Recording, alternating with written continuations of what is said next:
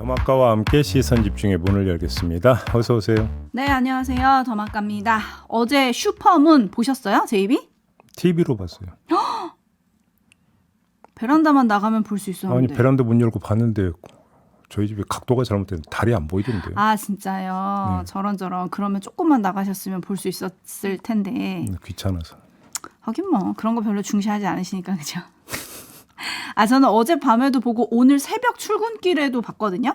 근데 그걸 생각을 못했네. 아이고, 좀 하늘을 올려다보고 걸으십시오. 땅만 보고 걷는 것보다 가끔 하늘을 올려다보자 이런 말도 있지 않나요? 저는 돌불에 걸려서 넘어지는 게 더 걱정돼서 항상 밑을 보고 걷습니다. 아이고, 그러실 나이죠. 근데 여튼 오늘 새벽 출근길에 본 달이 저는 왠지 더 크고 멋있다 이런 생각을 하면서 왔는데요. 네. 신토방님이 달이 이렇게 큰 거 처음 봤습니다. 달이 너무 가깝게 느껴져서 아, 달에 가고 싶다 이런 말이 절로 나왔어요 라고 해주셨어요. 아 그러고 보니까 추석이 한 달 남았네요. 그렇죠. 달하면 추석이죠, 그죠? 그렇죠. 네. 그리고 프랑코님이 일찍 퇴근하기 위해 일찍 출근했습니다. 9월을 힘차게 출발해 보아요. 그러게요. 9월이 됐습니다. 어느새 9월 1일이 됐습니다. 그리고 저희가 어제 소개해드렸는데 고2 딸과 함께 듣는다는 사연 소개해드린 적 있죠? 그 주인공 고2 박사은 양이 인사를 해주셨습니다. 오. 안녕하세요. 고2 사은입니다. 힘든 아침을 매일 재미있는 시사로 열어주셔서 감사합니다. 앞으로도 저의 아침을 매일 잘 부탁드립니다. 아유 사은 양 반가워요. 네. 목소리가 왜 이렇게 달콤해지셨어요? 아유 아무튼 반가워요. 네. 그리고 요즘에 수산물 관련한 뉴스가 좀 있다 싶으면 저절로 눈이 가던데 널 사탕해님이 이런 소식을 전해주셨습니다. 오늘 9월 1일은 쭈꾸미 금어기가 해제되는 날입니다. 충남, 경기, 인천 앞바다에 수많은 쭈꾸미 낚싯배가 장관을 이루는 날이기도 한데요. 네. 오늘 출조하시는 모든 분들 안전하게 힐링하고 오세요라는 인사 보내주셨네요. 쭈삼 맛있는데. 널 사탕해님 누군지 아시죠? 네. 하실 말 없습니까? 없어요. 아, 요즘에도 하루에 한 번씩 일 질문하고 계시거든요. 그래서 황두영 작가에게 갑오징어는 사줬나요, 제이비? 아 그분이구나. 네. 드릴 말씀 없어요. 네. 쭈꾸미 금어기가 해제됐다고 하니 쭈꾸미로 좀 한 상 차려주셔도 좋을 것 같네요. 쭈꾸미로 퉁치면 될라나? 네. 쭈꾸미도 맛있는데. 자 빨리 넘어가요. 빨리. 제이비타임즈 오늘 주목할 첫 번째 뉴스 어떤 건가요? 이재명 더불어민주당 대표가 어제 무기한 당식 농성에 돌입을 했습니다. 정부 여당에서는 뜬금포라느니 맥락이 없다느니 혹평을 하던데 민주당 입장에서는 아마 이렇게 주장을 할 겁니다. 아니, 이미 비상행동을 우리는 선포를 했다.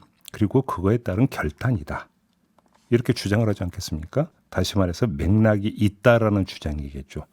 오히려 맥락의 정점을 향해서 내달린 거다. 이렇게 이제 이야기를 할 것 같은데 이에 대한 평가는 촌철님들한테 맡기고요. 저는 이 점에 주목해 보겠습니다. 어떤 점에 주목하십니까? 정치 지도자의 단식은 일종의 깃발 세우기입니다. 그러니까 단식이란 상징적 행위를 통해서 국민의 정서를 움직이고 그 정서가 결속된 행동으로 이어지길 유도하는 거다. 이거 아니겠습니까? 다른 말로 하면 전선을 치는 겁니다. 따라서 단식의 요건은 단식하는 사람의 결연함만 있는 게 아니다. 그에 못지않게 중요한 게 뭐냐면 국민들에게 동의하고 행동을 할 수 있는 행동 지침을 주는 것이다. 다시 말해서 국민들이 단식에 돌입한 정치 지도자를 대신해서 요구사항을 외치게 하는 것. 이게 더 중요한 것이다. 이렇게 봐야 되거든요.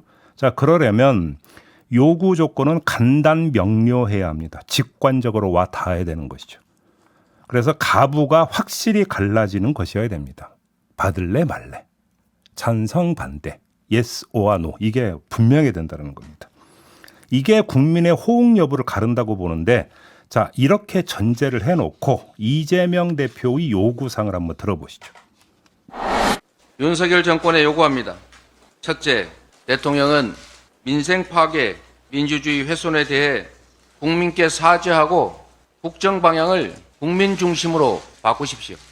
둘째, 일본 핵 오염수 투기에 대해서 반대 입장을 천명하고 국제해양법 재판소에 제소하십시오. 셋째, 전면적인 국정 쇄신과 개각을 단행하십시오. 네, 이렇게 세 가지 요구 사항을 제시를 했는데 제가 볼 때는 두 가지는 추상적이고 막연합니다. 국정 방향 전환하라고 요구했던 첫 번째 요구 사항은 말 그대로 해석의 영역에 남기는 것입니다. 명료하지가 않습니다. 개각을 요구했는데요. 어차피 개각은 하게 돼 있습니다. 일반적 예측에 따르면 정기국회가 끝나고 나서 내년 총선용으로 일부 장관을 당으로 돌려보낼 것이다라는 이야기가 뭐 정설처럼 돌고 있는 상황 아니겠습니까? 따라서 개각 그 자체가 중요한 게 아니고요. 어떤 개각이냐가 중요한 겁니다. 근데 이게 없습니다. 예를 들어서 설명을 드리면 DJ 같은 경우는 사실 개각을 요구한 적이 여러 번 있었습니다. 과거에. 그런데 개각을 하라라고 요구하지 않았습니다. 주로 이제 나왔던 이야기가 거국 중립내각을 구상하라. 이런 식으로 나왔던 거죠. 그래서 개각의 방향성과 성경을 분명히 하면서 못 박으면서 요구를 했던 건데 그것과 한번 비교를 해보시면 될 거라고 생각을 합니다. 유일하게 간명하게 다가오는 것은 두 번째 요구사항인데요. 이건 매우 중요하긴 하지만 그에 앞서서 조금 전에 시간상 다 들려드리지는 않았습니다만 이재명 대표가 쭉 나열했던 국정의 여러 가지 문제점들이 있었습니다. 그걸 아우르지 못한다는 문제가 있다고 보는 건데요. 자, 이렇게 한번 분석을 해볼 수가 있는데 이 분석은 반쪽짜리입니다. 왜요? 어떤 점에서 반쪽짜리라고 말씀을 드리냐면 국민은 정치인, 정치 지도자의 오더를 받는 대상들이 아닙니다. 오히려 대한민국 민주주의 역사를 보면은 정치인이 아니라 국민이 주체로 나서서 끌고 갔던 역사였었습니다. 따라서 이재명 대표의 요구사항과는 다르게 국민들에 의해서 자연 조정되고 자연스럽게 요구가 터져 나올 수 있는 여지가 있느냐 이것도 좀 봐야 된다는 겁니다. 관련해서 변수가 나오지 않았습니까? 그게 뭐냐. 육사가 어제 결국 홍범도 장군이 흉상을 학교 밖으로 이전하기로 결정을 했습니다. 네. 이로써 국면은 전환점에 다다랐습니다.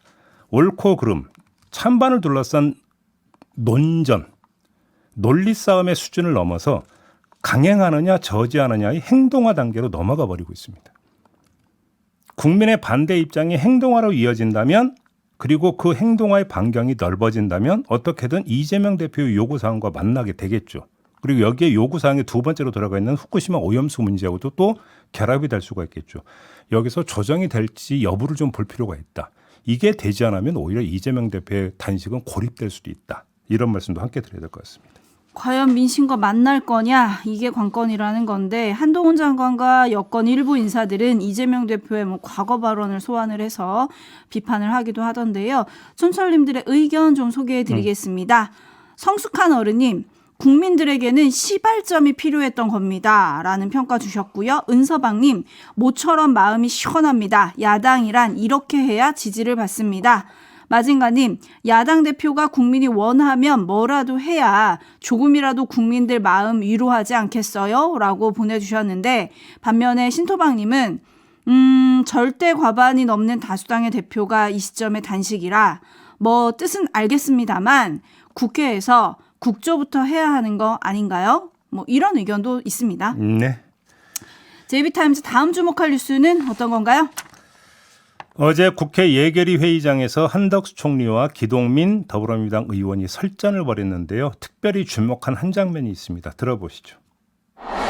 국방부 장관, 국방부 차관, 법무관리관, 대통령 비서실, 안보실, 국방비서관, 안보실장 이런 사람들이 이런 사건에 개입해서 구체적으로 수사지휘를 하지 말아라. 그래서 이런 군사법원법이 개정된 것입니다. 수사지휘를 한 게 그래서 있습니까? 지금 이첩을 의원님은 보류시켜낸 것 지금 역시 의원님은 수사지휘를 한 거죠. 일방적인 의원님 말씀만 하고 계신 거예요. 저는 권한이 의원님께서 말씀하신 거 하나도 국방부 인정하지 장관에게 않습니다. 엄청난 국기문란 사건이라고요. 왜곡하고 계시는 외곽을 겁니다. 폭로하시는 의원님의 일방적인 해석일 뿐입니다. 저의 해석이고 주장일 수 있는 것이지만 이것이 일 개인의 해석과 주장이 아니라 철저한 국민과 의원님의 언론 주장입니다. 속에서 네, 아주 뜨거웠는데요. 왜 네. 이 장면에 주목하십니까?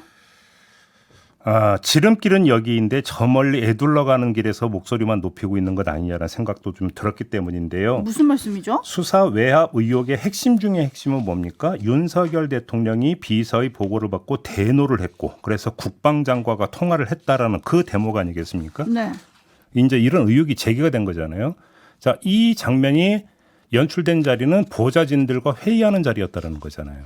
자, 그럼 여기서 아주 현실적인 질문이 들어갑니다. 한덕수 총리가 관련 내용을 알고 있었을까요? 내각을 통할하는 총리니까 알고 있었을까요? 용산까지 통할하지는 않습니다. 나중에 논란이 돼서 알아본다고 하더라도 크로스 체크가 됐겠습니까? 더 나아가 설령 윤석열 대통령이 대노한 게 사실이고 한덕수 총리가 그 내용을 파악했다고 하더라도 그걸 인정을 하겠습니까? 자, 그럼 엄청 큰 문제가 되는 건데 그렇지 않습니까? 그래서 하는 말입니다. 이 장면은 어찌 본다면 변죽을 울리는 장면이다. 야당 의원 입장에서는 사실은 마이크를 잡은 상태에서 이 문제를 제기하는 것은 어찌 본다면 너무나 자연스러운 현상일 수 있는데 답변을 기대할 여지는 별로 없었다. 이런 말씀을 드리는 겁니다. 뭐 그럼에도 물어야 했으니 물었을 것 같긴 한데 네. 지금 애둘러 가는 길이라고 하셨으니 그럼 지름길도 있다는 얘기입니까? 박정훈 대령 측의 주장에 따르면 이 의혹의 발신자는 누굽니까? 김계원 해병대 사령관입니다. 그렇죠.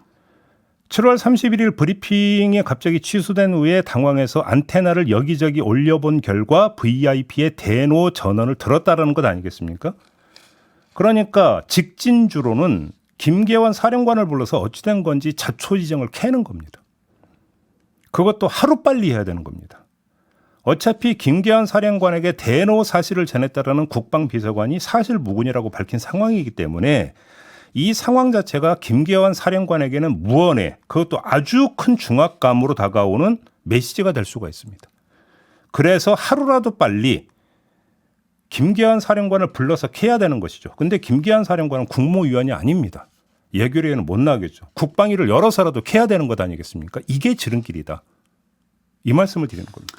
근데 문제는 열어서 부르려고 하는데 오겠냐? 또 이건 또 다른 문제가 이제 여기는 또 이제 아닐까. 국민의힘의 어떤 뭐 또 이제 대처가 나오게 되겠죠. 그러니까요. 그렇게 되겠죠. 근데 네. 문제는 아무튼 고리는 김계환 사령관인 것은 객관적 사실 아니겠습니까? 그렇죠. 그렇죠. 그러면 김계환 사령관에게 어찌 된 것인지 김계환 사령관이 박정훈 대령에게 했다라는 그 부분이 사실인지 아닌지에 대해서 입장을 밝힐 수 있도록 계속 압박을 하면서 입장 표명을 요구하는 것들이 지금 가장 급선무다. 저는 이 말씀을 드리는 겁니다. 네, 뺀쟁이님이 사령관이 인정하면 잘리는데 인정하겠습니까? 라는 촌철을 보내주시기도 했는데 어쨌든 묻는 자리는 필요하다. 이 말씀으로 이해가 되고요. 오늘 오전이죠. 박정훈 전 수사단장에 대한 구속영장 실질 심사가 열립니다. 네. 어제 저희가 이 자리에서 잠깐 이 소식을 전하면서 혐의가 뭘까? 이 얘기를 했었잖아요. 네. JB가 얘기한 대로 항명 플러스 이종섭 국방부 장관에 대한 명예훼손 혐의가 적시가 됐더라고요. 그러니까 박정훈 대령의 말이 그러니까 가짜 뉴스다. 이렇게 그러니까 그 가야 되는 거 아니겠습니까? 지금 어떤 그 정부의 대처법에 따르면 그러면 당연히 명예훼손을 걸려고 하겠죠. 그래서 걸었던 거 아니겠습니까? 물론 다만 걸었다라는 표현을 썼습니다. 확인됐다는 얘기는 절대 아닙니다. 그렇지 않습니까? 판단 나온 것도 없습니다. 네. 네, 어떻게 나올지 좀 시선이 주목이 되는데요. 저희가 앞에서 잠깐 전해드리긴 했지만 결국 육사가 홍범도 장군 흉상 이전을 결정을 했습니다. 여기에 더해서 한덕수 총리는 어제 홍범도함 개명도 필요하다 이런 얘기를 했는데 앞서 들려드렸던 기동민 민주당 의원과의 질의응답 한 대목 잠깐 들어보시죠. 정부 입장에서 홍범도 잠수함 개명 문제 검토하고 있습니까? 저는 군함에다가 홍범도 전 소련의 공산당원의 자격을 가진 사람을 저는 그거는 수정을 검토해야 된다고 생각합니다. 수정을 검토해야 된다. 네. 전 세계적으로 잠수함을 개명한 그런 사례가 있습니까? 전 세계의 사례가 어떤지는 저희한테는 중요할 게 없습니다. 중요하죠. 우리의 주적과 전례가 공무원들이 그렇게 우리의 따지는 게 주적과 전례인데 우리의 주적과 전투를 해야 하는 그 군함을 제가 말씀드릴게요. 상징하는 하나의 대한민국이 망했습니까? 글쎄요 망하면 꼭 이름을 바꾼다. 아니 왜 세계에 없는 전 세계 유례가 없는 일을 하려고 합니까? 전 세계의 사례가 어땠는지는 중요하지 않다. 전 소련 공산당원 이런 얘기를 하는데 홍범도함 개명도 결국 추진이 될까요? 아이고 그냥 더 얘기 안 하겠고요. 지하에 계신 홍범도 장군이 이 장면을 어떻게 지켜보고 있을지가 정말로 걱정됩니다. 걱정. 그냥 이 말로 가름하겠습니다. 네. 네. 그리고 뭐 이에 대한 여야의 평가는 저희가 잠시 후 2부와 3부에서 들어볼 텐데 지금 많은 촌철님들이 근데 총리의 답변, 말투 이거에 대해서 또 얘기를 많이 해주고 계시네요.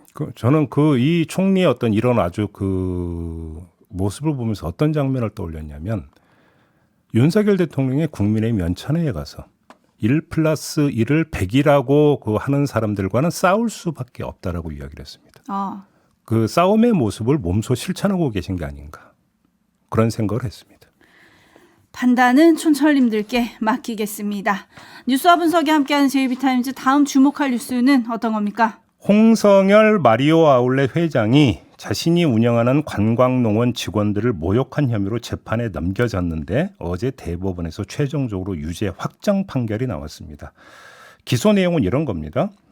2019년 9월 오전에 자신이 소유한 경기도 연천에 있는 허브빌리지 관광농원에서 태풍으로 인해 쓰러진 버드나무를 빨리 치우지 않았다는 이유로 직원들에게 이 허접한 XX들아 당장 그만두고 꺼져 등의 욕설을 했고요.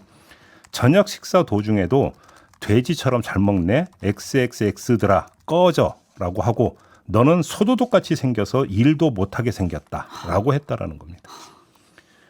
검찰은 이 내용으로 모욕 혐의로 기소를 하면서 기소를 한 게 아니죠. 벌금 200만 원의 약식 명령을 청구를 했지만 홍 회장이 자기는 그런 요구를 한 적이 없다. 이러면서 정식 재판을 청구를 했고 그래서 재판이 시작이 됐는데 최종적으로 대법원에서 벌금 200만 원, 아니 벌금 300만 원 이 형이 확정이 됐다고 합니다. 벌금액이 300만 원이었다는 점을 환기하고 넘어가겠는데요. 왜 300만 원을 말씀을 드리느냐. 김민아 창원시 의원 기억하시죠? 하죠. 지난해 12월 자신의 페이스북에서 12구 참사 희생자들과 유족들을 향해서 나라고 하다 죽었냐. 시체팔이 족속들이라고 막말을 퍼부었고 화물연대 노동자들에게는 겁도 없이 나라에 반기드는 가당차는 또라이들이라고 했었습니다. 그래서 검찰은 김민아 의원을 모욕 혐의로 기소를 했고요. 어제 열린 공판에서 구형을 했는데 벌금 300만 원형을 구형을 했다고 합니다. 홍성열 회장도 그렇고 김민아 의원도 그렇고 선고액이나 구형액이 모두 딱 300만 원입니다. 결국 이게 모욕죄에 대한 공정가라는 얘기가 되는 것 이렇게 해석될 여지가 있는 거 아니겠습니까? 저는 여기서 의아한데 피해자들의 사회적 평판, 명예의 값어치가 이 정도인 겁니까?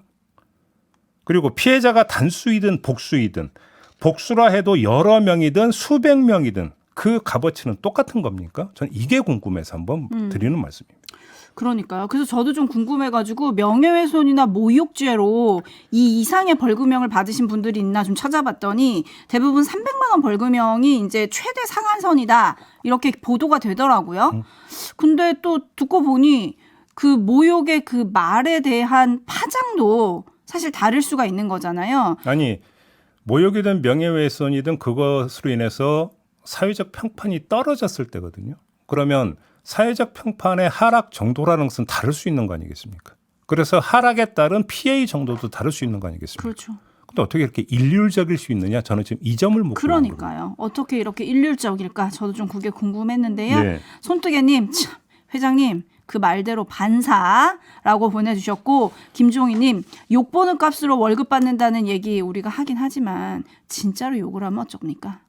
라는 의견을 좀 보내주셨는데요. 더불어서 마징가님 하루라도 단 한 건이라도 기분 좋은 뉴스가 나왔으면 좋겠어요.